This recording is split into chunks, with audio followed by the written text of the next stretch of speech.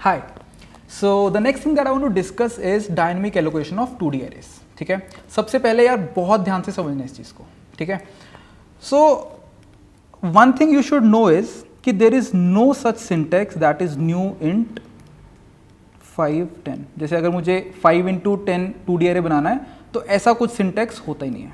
ठीक है, तो हमको कुछ अलग तरीके से बनाना पड़ता है. चलो समझते हैं. जब मैंने एक नॉर्मल एरे डायनेमिकली बनाया था तो I wrote something like this. ठीक है, int star p is equal to new int, let say 10 size का बनाना है तो I wrote something like this. ठीक है, तो इसका मतलब ये हुआ जो ये हमने एरे बनाया है वो मेरा इंट स्टार टाइप का है. ठीक है, so this array was of the int star type. और हमारा जो 2D एरे होता है, 2D एरे क्या होता है? It's an array of arrays. ठीक है, so it's an array of arrays. तो जो मेरे एरे ऑफ एरेज होंगे, ठीक है, जो अंदर एरेज होंगे वो सारे किस टाइप के होंगे? वो सारे इंट स्टार टाइप के होंगे. राइट, बिकॉज हमने देखा है ना कि जो एक एरे है वो इंट स्टार टाइप का होता है. हमारे जो सारे एलिमेंट्स हैं, दैट इज जो हमारे सारे एरेज हैं वो सारे इंट स्टार टाइप के बेसिकली.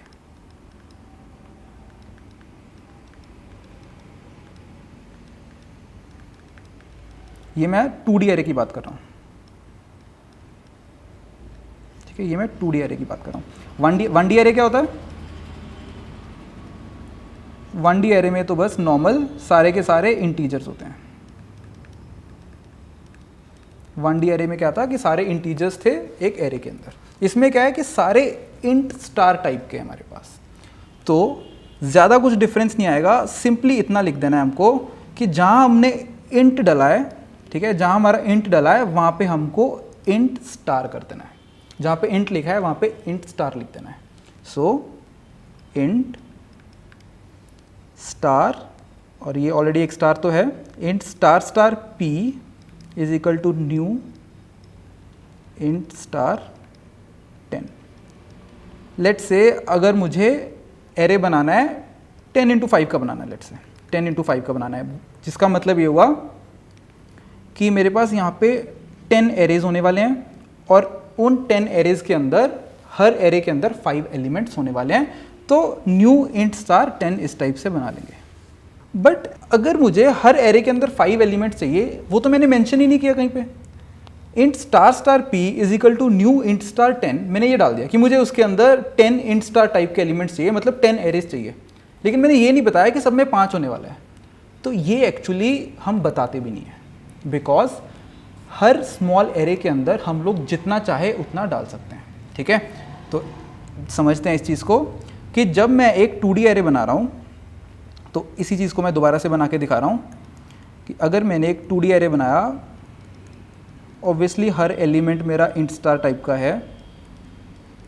बेसिकली हर एलिमेंट मेरा एक पॉइंटर है जो कि एक फर्दर किसी एरे पे पॉइंट कर रहा है. ठीक है, जैसे ये एक किसी एरे पे पॉइंट कर रहा होगा,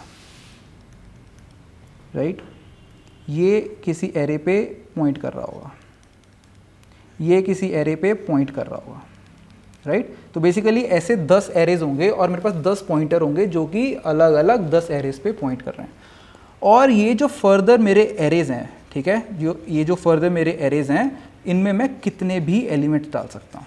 ठीक है, हो सकता है मैं इसमें 10 एलिमेंट्स रख रहा हूँ, हो सकता है इसमें 5 रख रहा हूँ, हो सकता है इसमें 7 रख रहा हूँ. ठीक है, एक बार दोबारा से अच्छे से समझ लो कि जब हम लोग स्टैटिकली एक 2D एरे बनाते थे तो हम लिखते थे समथिंग लाइक दिस, इंट 10 5. इसका क्या मतलब होता था कि उस 2D एरे में 10 एरेज होंगे और हर एरे का साइज क्या होगा? 5. तो नंबर ऑफ रोज और नंबर ऑफ कॉलम्स मेरे फिक्स होते थे. बट अब क्या होगा?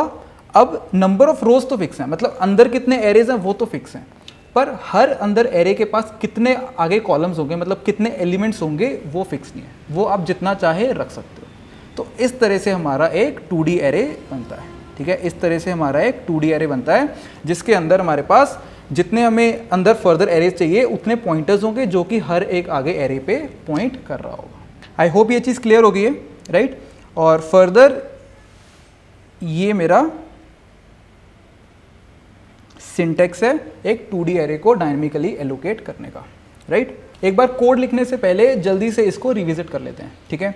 तो हमने ये डिस्कस किया है कि जब हम नॉर्मल एरे एलोकेट करते थे तो हम लिखते थे int star p is equal to new int 10, ठीक है, और हमारा हर एक एलिमेंट int टाइप का होता था उस एरे में, right, and int star was the type of the array. तो बेसिकली अभी मुझे अगर 2D एरे चाहिए तो that array is going to be of elements which are going to be of type int star, ठीक है। वो फर्दर पॉइंटर्स होंगे किसी एरेज के लिए, ठीक है। जैसे कि ये अगर मेरा एक 2D एरे है, इसका मतलब क्या है कि इसके अंदर कुछ पॉइंटर्स होंगे जो कि फर्दर कुछ एरेज के ऊपर पॉइंट कर रहे होंगे, ठीक है। तो ये पूरे सारे एरेज मिला के हमारा एक 2D एरे बन जाएगा, ओके। सो हमने यहाँ पे कहीं पे भी मेंशन नहीं किया है कि मुझे कितने कॉलम्स चाहिए, ठीक है। बेसिकली 10 क्या है कि नंबर ऑफ एरेज तो हमने बता दिए उस 2D एरे में कितने होंगे, बट उन फर्दर उन एरेज में कितने एलिमेंट्स होंगे वो कहीं नहीं बताया, तो हम कितने भी ले सकते हैं, ठीक है। यहाँ पे हमने 10 ले लिए, यहाँ पे 5 लिए, यहाँ पे 7 लिए, तो हम वेरिएबल साइज एरेज भी ले सकते हैं हमारे 2D एरे के अंदर जब हमने डायनेमिक एलोकेशन कर रखी है, ठीक है। तो जल्दी से इसको करके देख लेते हैं, ठीक है। और एक चीज़ मैंने नहीं बताई है कि हमको डीएलोकेट कैसे करना है, वो मैं थोड़ी देर में बताता हूँ, ठीक है। तो let me just comment this out.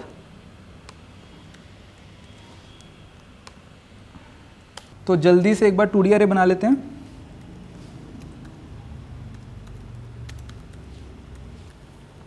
Let's say 10 size का बना देते हैं, ओके।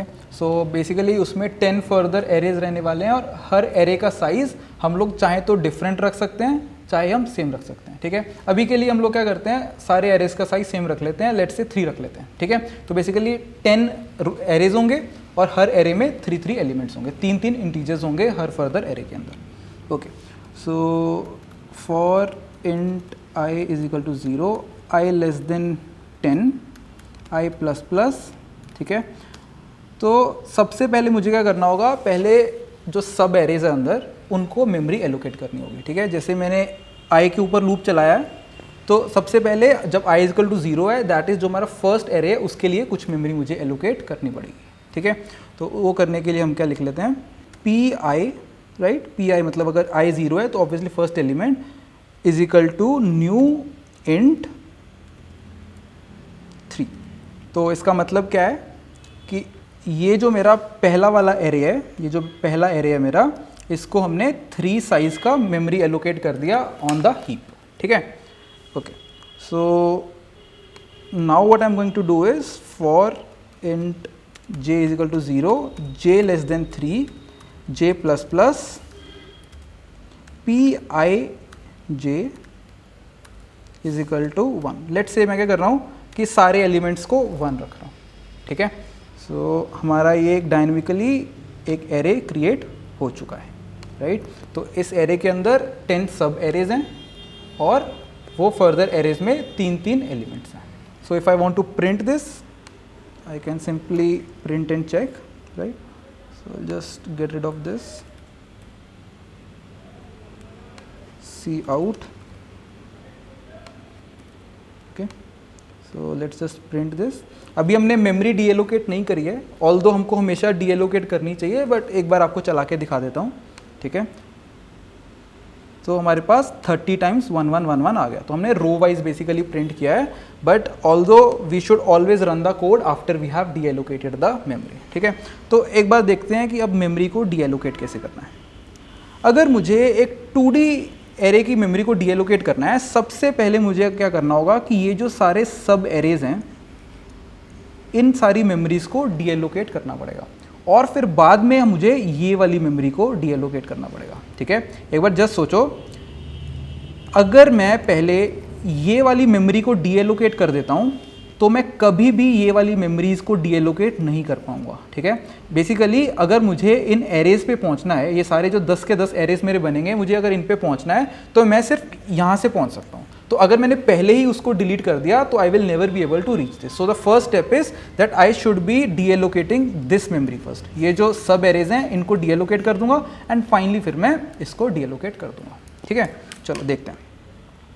सो एक काम करते हैं, मैं लूप लगा लेता हूँ 10 के ऊपर और उनको डीएलोकेट कर देता हूँ। For int i is equal to 0, i less than 10, i plus plus, delete p i. Basically वो जो 10 के 10 एरेज को जो मेमोरी एलोकेट हुई है वो हमारी अब डी एलोकेट हो जाएगी, ठीक है। और हमारा लास्ट स्टेप क्या है कि हमारी वो 2D एरे की जो मेमोरी है उसको भी डी एलोकेट कर देना।